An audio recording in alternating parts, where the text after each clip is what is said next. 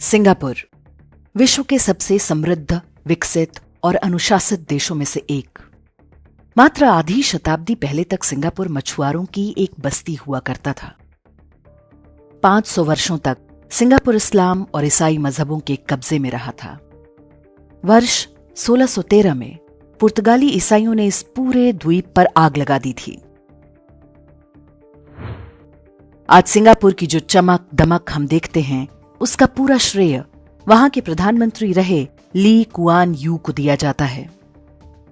वे 1959 से 1990 तक यानी पूरे 3 दशक सिंगापुर के प्रधानमंत्री रहे।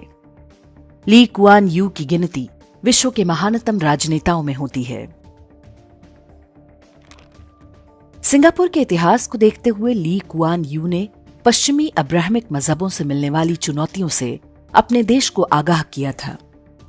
विशेष रूप से ईसाई धर्मांतरण पर उन्होंने जो कुछ कहा वो हम भारतीयों को भी पता होना चाहिए। My simple position is, let's stop it before it's too late. It's all silly. However hard the Christians can try, they are not going to make Singapore a Christian society. It's just not possible. They have tried in China, it failed. There's something about ancient civilizations, both India and China, the Christians did not convert. They converted segments. You may say Ganesh with his blue face and mighty arms is again superstition.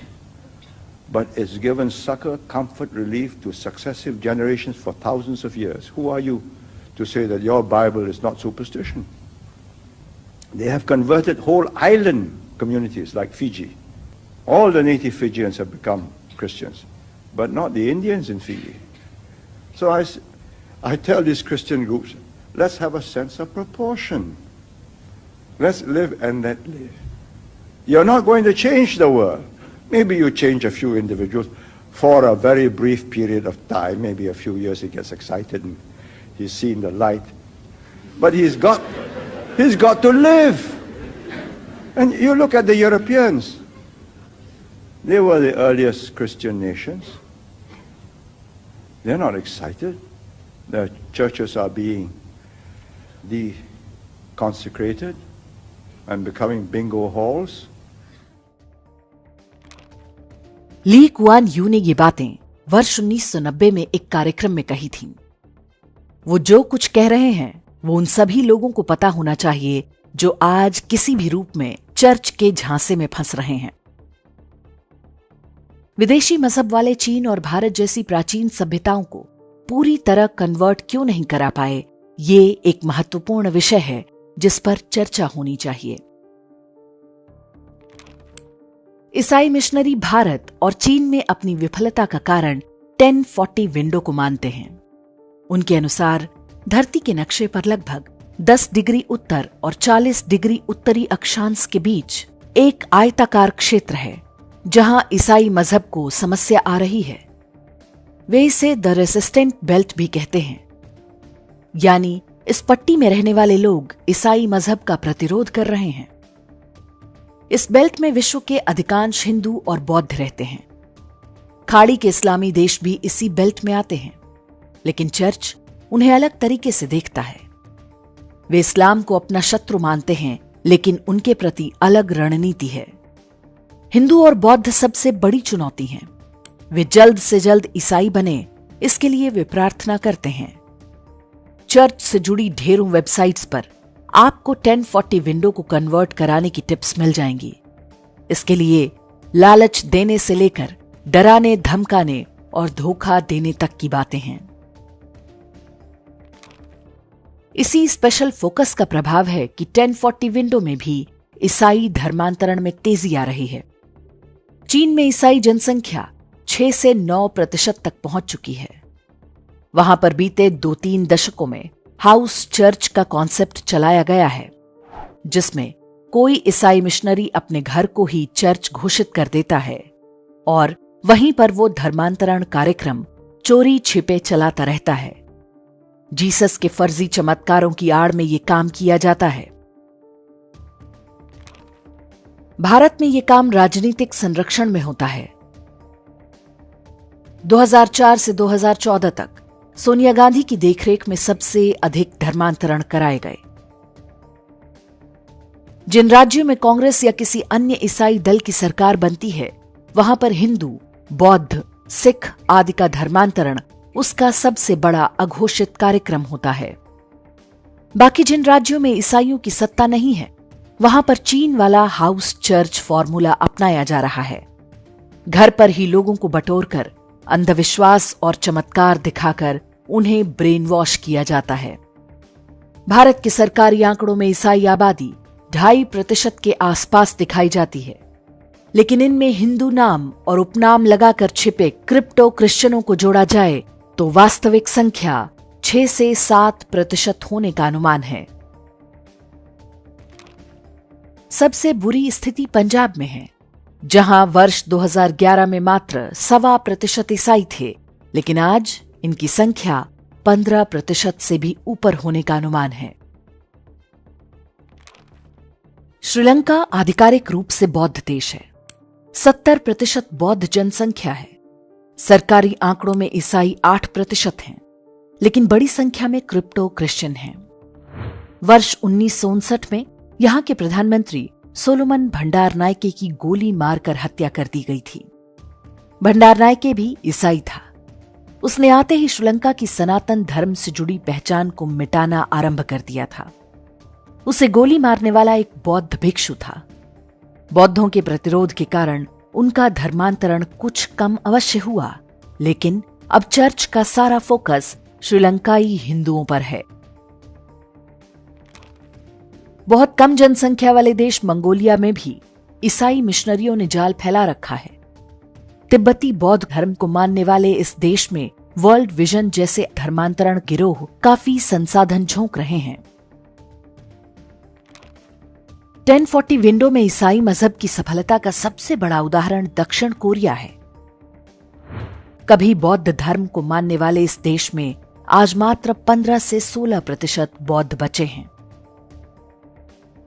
यहां पहले लोगों को नास्तिक बनाया गया और फिर धीरे धीरे उन्हें अलग अलग तरह के लालच देकर ईसाई मजहब में खींच लिया गया। अमेरिकी संस्था यूएसएड ने नेपाल के हिंदुओं के साथ भी यही रणनीति अपनाई थी।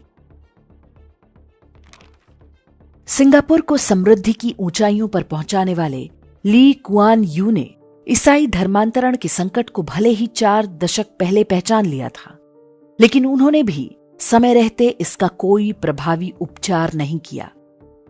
उन्हें लगा था कि नैतिकता का हवाला देकर वे ईसाई मिशनरियों को धर्मांतरण से रोक लेंगे। उनका यह सोचना पूरी तरह गलत साबित हुआ। सिंगापुर में 1990 में ईसाइयों की संख्या लगभग 10 से 11% थी, जो आज बढ़कर 20% हो चुकी है। ये सारी कहानी केवल इसलिए ताकि हम समझ सकें कि ईसाई धर्मांतरण का संकट कितना गंभीर है। ईसाई मजहब का यूरोप में सफाया हो रहा है, लेकिन उतनी ही आक्रामकता से वे भारत जैसे देशों पर फोकस बढ़ा रहे हैं। उनकी आसमानी किताब नॉन बिलीवर्स को पेगन कहकर अपमानित करती है और उन्हें नष्ट करने का आदेश देती है। हिंदू और बौद्ध भी उनकी परिभाषा के अनुसार पेगन हैं। ऐसे में एक सामान्य नागरिक के रूप में हमें अधिक सतर्क रहना होगा। अपने गांव और मोहल्ले में ईसाई मिशनरियों के प्रवेश पर पूरी तरह प्रतिबंध लगाएं। हिंदू परंपराओं की नकल करके ईसाई मजहब के प्रचार के प्रयासों का विरोध करें। जीसस को किसी भी हिंदू देवी देवता के रूप में दिखाना उस देवी देवता का अपमान है। स्थानीय स्तर पर धर्म रक्षा दल बनाकर मिशनरी गतिविधियों पर नजर रखें। हिंदू नाम वाले क्रिप्टो क्रिश्चियनों पर नजर रखना सबसे आवश्यक है। ये अपनी पहचान छिपाकर हिंदू धर्म को क्षति पहुंचाने का प्रयास कर रहे हैं। ईसाई धर्मांतरण के षड्यंत्र में न्यायपालिका भी एक महत्वपूर्ण टूल है। धर्मांतरण रोकने के लिए राज्यों में बनाए गए कानूनों पर जिस तरह से सुप्रीम कोर्ट ने रोक टोक लगाई है, उसका विरोध आवश्यक है। विदेशी विश्वविद्यालयों में पढ़कर आए खानदानी परंपरा के जजों के आगे हम अपनी सभ्यता को गिरवी नहीं रख सकते। भारत में चर्च ने अवैध रूप से बड़ी सरकारी भूमि पर कब्जा कर रखा है। इसे वापस लेने के लिए सरकार से मांग करें। इस बारे में विस्तार से जानने के लिए हमारे वीडियो का लिंक YouTube के डिस्क्रिप्शन में देख सकते हैं। ईसाई मजहब के बारे में सिंगापुर के नेता ली कुआन यू ने जो कुछ कहा था वो पूरे एशिया के लिए एक चेतावनी है। कुछ देशों के पास अभी समय है, कुछ के लिए बहुत देर हो चुकी है। अगले कुछ दशकों में ये षड्यंत्र और भी तेज होने वाला है।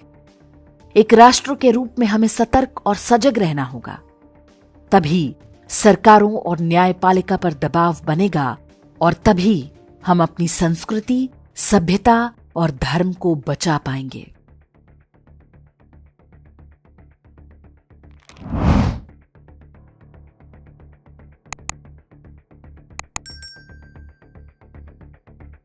इंडेक्स ऑनलाइन के वीडियो समाज को समर्पित हैं। आप इनको डाउनलोड करके जैसे चाहे वैसे प्रयोग कर सकते हैं। चाहे तो आप हमारे टेलीग्राम चैनल से जुड़ सकते हैं। वहां सारे नए पुराने वीडियो आपको मिल जाएंगे। हमारे सोशल मीडिया लिंक हर वीडियो के डिस्क्रिप्शन में होते हैं। हमारा एकमात्र उद्देश्य हिंदू समाज को जागृत और एकजुट करना है। इसमें सहभागी बने। धन्यवाद।